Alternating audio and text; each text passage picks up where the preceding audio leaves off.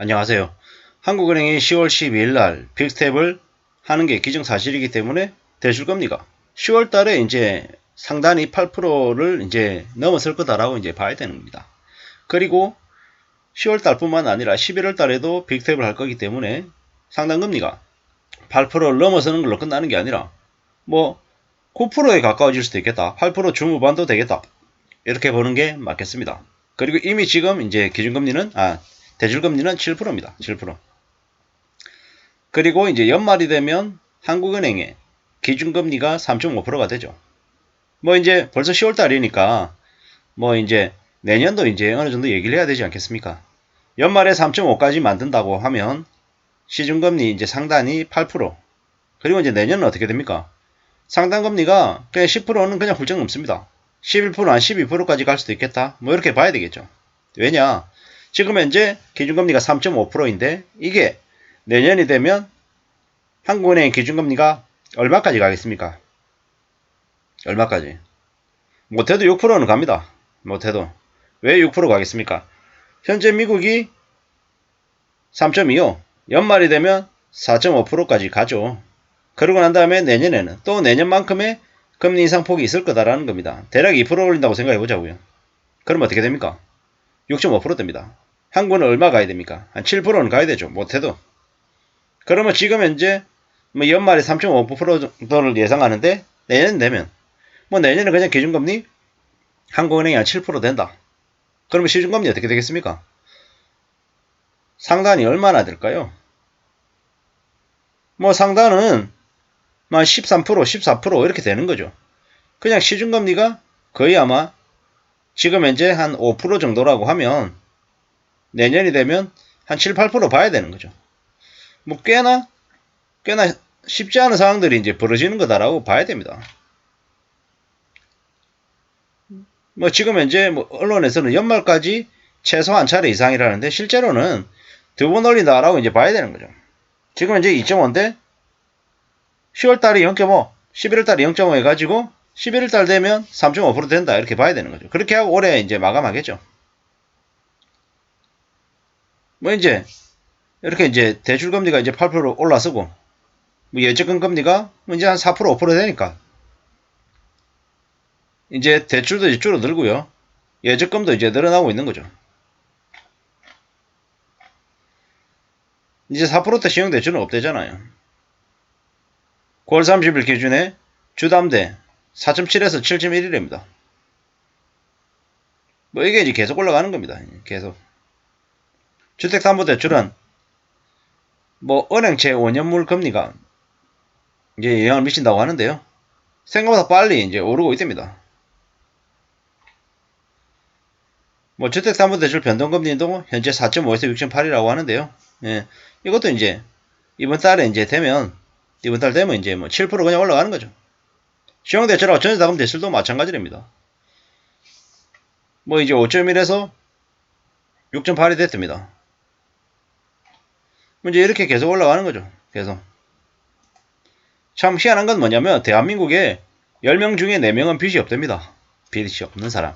그리고 뭐 반대로 뒤집어서 얘기하면 대한민국의 국민들 10명 중에 6명이 빚이 있다라는 걸로 이제 해석을 해야 되는 거잖아요. 그들이 이제 어떻게 살겠습니까? 어떻게. 정신이 이제 바짝 차리고 살아야 되는 거죠. 꽤 충격인 거죠. 뭐 이제 사람들이 사는 삶이 참 쉽지 않더라. 많이 빡세더라라는 걸 이제 점점 더 피부로 이제 느끼는 거죠. 뭐 이제 금리는 저렇게 올라가는데 주변에서 주식 안 하는 사람이 어디 있습니까? 주식 다 합니다. 주식 안 하는 사람이 없다라는 건 뭐 이제 그게 건물이다라고 봐야 되는 거죠. 참 충격이죠. 빚이 있는 사람들이 그동안에 좀 조용하게 지냈는데 최근에 와서는 이제 난리 친다고 하죠. 왜겠습니까? 빚 갚는 게 힘드니까요. 빡세니까 그러는 거죠. 주변에 이제 빚쟁이들이 천지라고 하죠. 남의 돈 쓰는 게 얼마나 무서운 건데 그렇게 쉽게 돈을 빌렸나. 의구심이 들 정도인 거죠. 사람들이 주변에서 뭐 빚을 내는 게 당연하다. 남들도 다 빚 가지고 산다.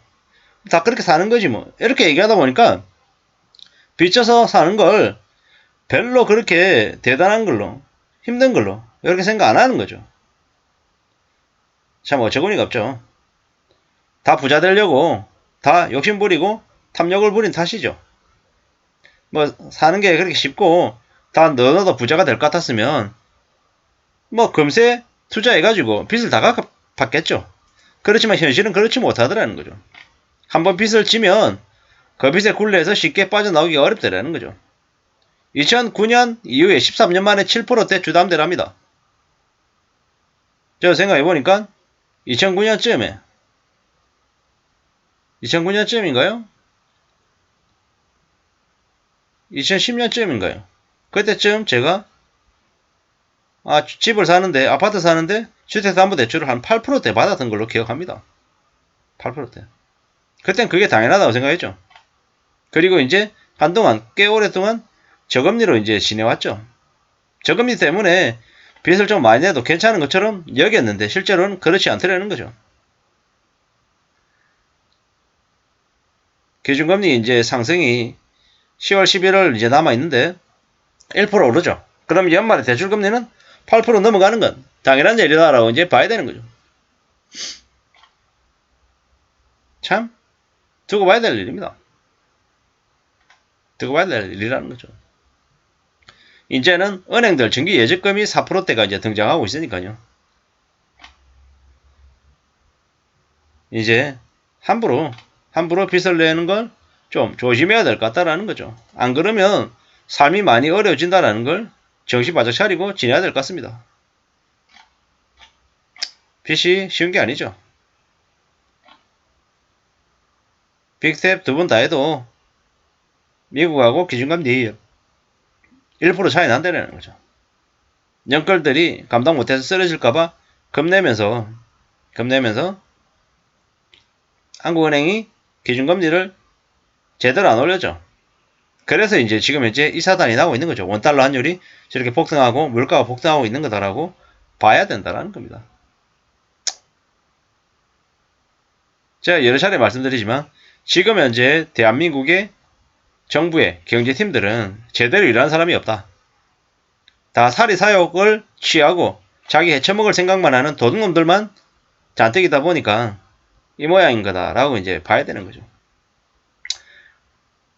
올해 말 미국 기준금리는 4.5, 한국은 3.5로 끝날 겁니다. 그리고 내년 1, 2월에 금리를 정할 때 기준금리를 4.5%까지 올리는데 그러면 주택담보대출금리가 10%, 전세자금대출 10%, 신용대출금리 12% 올라가고 내년 10월이 되면 주택담보대출금리 11에서 12, 전세자금대출도 마찬가지, 신용대출은 13, 14까지 올라갈 겁니다. 라고 얘기합니다. 아마 이 말이 맞을 것 같습니다. 7, 8% 끝 아니죠. 10% 이상 되죠. 그리고 그 금리가 2년 이상 지속되면 이것 때문에 감당 못해서 무너지는 사람들이 대거 많이 생긴다. 이렇게 봐야 될 것 같습니다.